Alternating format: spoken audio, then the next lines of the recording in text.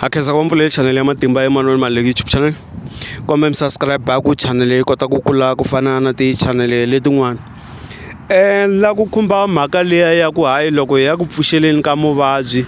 aka tindhawu to karhi a hi nge ya n'wi pfuxela a ri xibedhlele kumbe a ri kaya. Xana muvabyi loyi a hangulela ke kumbe muvabyi loyi a hanguleli loko hi famba? Ku na leswiya swa ku mi kuma ku muvabyi loyiwani wa vabya a nga ha koti na nchumu loko a ya xiyindlwanini o khomiwa ya hala ni halawani swin'wana na swin'wana o endleriwa o hlambisiwa o endliwa swilo hinkwaswo swo hambanahambana ivi ku va na loyi wa muvabyi wa ku ni yimele xitukulwana xa mina or ni yimele n'wana wa mina swimanimani a ta ni vona ku ni ta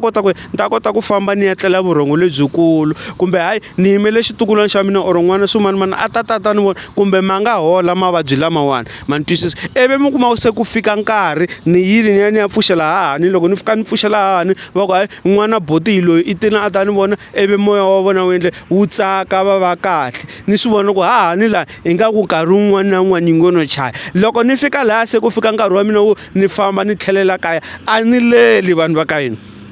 a ni leli ni huma ni famba loko ku ri na van'wana la xikarhi la hi ta tsipela na matihlo or ku tirha tisayini kumbe hi humela handle hi byelana ku se na famba loko va sala va vutisa va n'wana boti yi kwihi va ta n'wana boti wa ta wa ya ku xaveni ka Codric kumbe n'wana boti wa ya kuma tibiya timbirhi kumbe a n'wana swiboti i te wa ha pfuxela mani i le kutini kasi hayi mina a ni endlangi swona sweswo ku ni ye ekaya laya va endlela yini ke ku ni nga fiki ni teka moya wa hahani kumbe ni teka moya wa malume kumbe ni teka moya wa munhu loyi a nga kusuhani na mina rixakeni ma ni twisisa ivi loko ni fika ni ku na famba mi sala kahle loko ni ku na famba mi sala kahle it means ni famba na yena ni teka spiritual lexiya xa yena ni teka moya lowa wa yena ni famba na wona a ni hume na yena gedeni se ni n'wi humesa gedeni loko se ni sala ni famba mina ivi a sala a lova ivi ku sala ku pumbeniwa vuloyi van'wanyana va ta ku byela straight vakhalabya na vakhegulu lava tivaka swilo va ta ku yini a wu leli i huma i famba ivi ku va na lava ma kuma ku munhu wa kona leswi swo vabya normally a va ti va byela kahle kumbe ku ri mukhuhlwani kumbe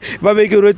leswa tisemende emilengeni or emavokweni or nhloko or yini yaloye hayi mi kuma ku hi lowo hi fika hi tshama hi ti hlekelela ku ti buriwa ku endliwa sweswi na sweswiya a kota no tiyisa xiyindlwanini loko ku fika nkarhi wo lela na lela ni ku hayi malume salani kahle or mfowethu sala kahle or hayi papahulu or hahani salani kahle hi ta vona va ku hayi i famba kahle n'wana mfowethu or i famba kahle n'wana boti hi ta vona na nkarhi wun'wana ra masiku va ta sala va hola mavabyi ku swimanimani i tina ta ni pfuxela kumbe nenge lowa mina wu ta hola ivi va hola kambe lava mi kuma ku va vabya hi swi vona na n'wina ku hala i nga ku nkarhi wun'wana na yin'wana yi nga no chaya a va leliwi vanhu va ka hina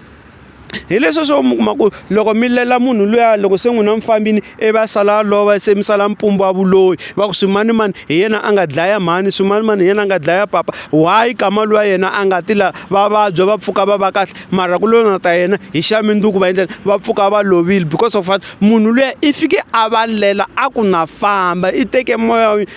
moya luwa wa vona ma ni twisisa se loko mi yi langutisa kahle mhaka leyiwani because van'wani hi tshama hi khe hi pumbiwa vuloyi va ku swimanimani wa loyi swimanimani a nga loyi ku na leswiya swa ku mi kuma ku loko ni fika ni tshama laya ivi hi ti bulela mabulu hi teka na letiya ivi van'wanyana va sala va hola van'wanyana va sala va nga holi laha ni vulavula yini hi mhaka ku masiku lamawani swilo swi cincile a swa ha fani na khale ka matiko a swa ha fani na tolo na tolweni munhu wa ta a ti fika a ti tshamela na mina hi ti bulela kha swi vona ku laha yi le ku chayeni a tlhela ku sala kahle i sala i hola hi ta vonana ka rin'wana ra masiku or rini kasi laya munhu loyi i te ku ni tikiseleni i te ku tekeni ka moya wa mina a hi dyondzeni leswo swo loko hi ya pfuxela vanhu va kha va vabya swinene va nga ha koti nchumu hi nga va leli huma i famba munhu loyi a ta sala a hola mavabyi a sala va kahle na khensa vanhu va ka hina danke.